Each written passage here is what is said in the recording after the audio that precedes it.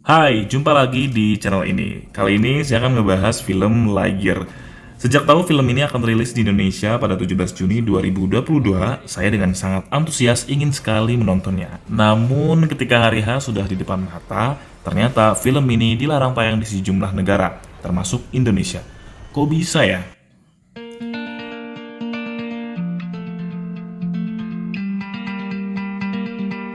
Alasan utama film ini dilarang tayang di sejumlah negara seperti Malaysia dan juga Indonesia karena mengandung unsur LGBT.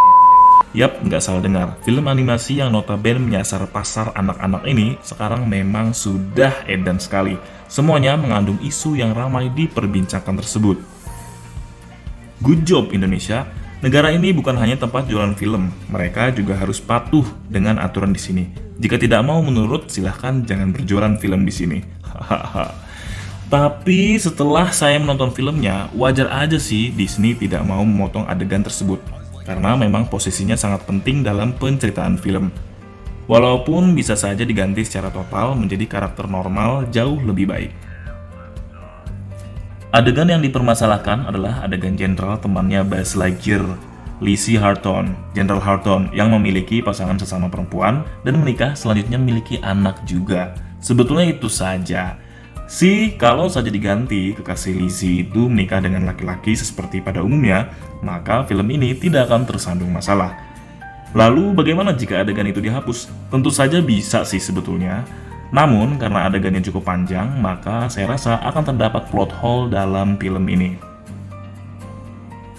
Lightyear bukan satu-satunya film yang menyinggung isu itu. Sebelumnya, Disney juga mengeluarkan superhero Eternal yang terdapat pasangan sesama jenis laki-laki.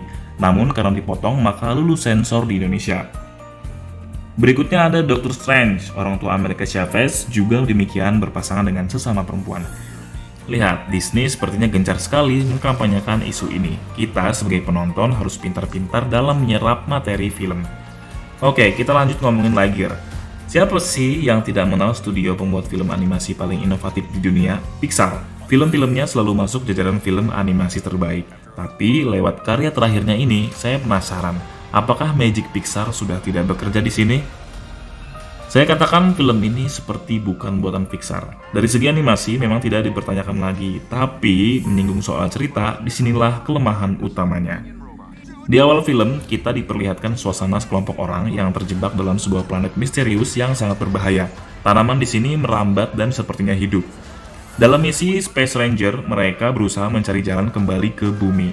Dan Buzz Lightyear ditugaskan untuk mencari formula sumber tenaga pesawat yang menyamai kecepatan cahaya. Dengan konsekuensi, sekali percobaan keluar angkasa, ketika kembali lagi ke planet tersebut memakan waktu 4 tahun lamanya. Sekali mencoba, ini teori klasik, diakibatkan oleh relativitas waktu. Ketika kita berada di sebuah pesawat yang melaju dengan sangat cepat, maka waktu akan berjalan lambat dalam sudut pandang kita. Berbeda dengan waktu di sekitar benda-benda sekelilingnya yang berjalan cepat. Saya kurang begitu paham sih dengan konsep ini, tapi simpelnya seperti itulah ya. Nah, Buzz memiliki sahabat sejak masih di akademi yang bernama Harton tadi. Setiap Buzz melakukan percobaan, maka 4 tahun waktu terus berlalu. Buzz menyaksikan sahabatnya itu memiliki keluarga, memiliki anak, anaknya itu tumbuh dewasa, sampai akhirnya menua dan sakit, dan kemudian meninggal dunia.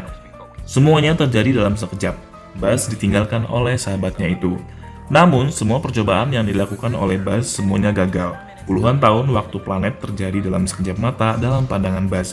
Dia mempertanyakan, mengapa misinya selalu gagal menemukan formula kristal yang mampu memberikan tenaga kecepatan cahaya kepada pesawat untuk digunakan kembali ke home. By the way, di film ini seingat saya tidak disebutkan home-nya itu bumi atau bukan. Namun karena karakternya di sini adalah manusia, maka kemungkinan memang home di sini adalah kembali ke planet bumi. Waktu terus berganti, Jenderal Harton digantikan dengan jenderal selanjutnya yang menonaktifkan misi Space Ranger menemukan formula tenaga kecepatan cahaya. Mereka menyerah karena puluhan tahun percobaan selalu gagal, dan akhirnya memilih untuk tetap tinggal di planet dengan membuat seperti kubah untuk melindungi wilayah yang dihuni manusia-manusia ini. Namun Buzz tetap tidak menyerah. Dengan dibantu robot kucing, akhirnya Buzz menemukan formula tenaga pesawat yang berkecepatan cahaya itu. Dalam percobaan ini memakan waktu 22 tahun lebih keluar angkasa.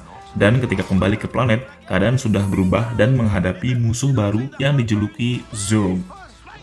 Ketika mendarat ini, Buzz bertemu dengan cucu dari Harton dan teman-temannya yang ternyata sudah dewasa. Akhirnya, bersama mereka, Buzz melanjutkan misi yang sempat tertunda. Dalam pertempuran memperebutkan kristal tenaga itu, akhirnya Buzz dan teman-temannya berhasil mengalahkan Zurg. Namun, konsekuensinya, kristal kecepatan cahaya ikut hancur dalam ledakan Zurg. Kehancuran tenaga kristal kecepatan cahaya ini menandakan bahwa Buzz Lightyear beserta seluruh penghuni planet memilih tinggal dan menetap di sana. Ada satu kata-kata yang cukup dalam dari film ini, diucapkan oleh cucunya Harton tadi. Semua orang menjalani kehidupan, berteman, berkeluarga. Hanya kamu, Buzz, yang tidak memiliki kehidupan di sini. Karena selama puluhan waktu, planet, Buzz selalu berada dalam misi Space Ranger menemukan kristal tenaga kecepatan cahaya. Dalam hidup, terkadang kita sibuk mencari sesuatu yang lebih besar yang belum tentu bisa diraih.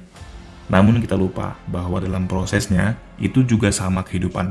Waktu terus berjalan setiap detiknya, dan ketika kita sudah mendapatkan apa yang dikejar tadi, waktu sudah terlewat, momen-momen penting sudah terlewat, tinggallah penyesalan saja.